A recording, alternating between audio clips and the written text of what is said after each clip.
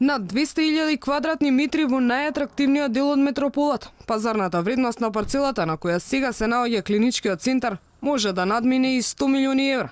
Сепак, надлежните немаат одговор што ќе се случи со неа, откако ќе бидат изградени новите болници, парк или, поверојатно, нови згради. Моменталната локација како изработката и донесувањето на урбанистички план со кој ќе се одреди за каква намена ќе се користи просторот во иднина е во надлежност на единиците на локална самоуправа, во случајот општина Центар и град Скопје. Велат за Алфа од Министерството за здравство. Сите клиники одводно ќе се преселат во Ѓорче, и оние кои се нови или реновирани, како гинекологија и стоматологија. Дури и болниците, кои по природата на работата треба да бидат одвоени, како и инфективна, ќе бидат дел од една целина.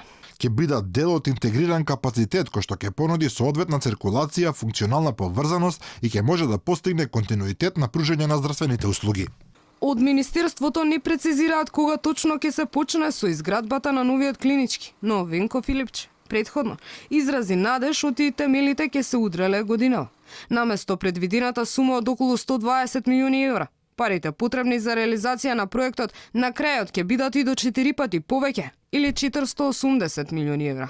Властите доправа ќе размислуваат за кредит за изградба на новиот центар.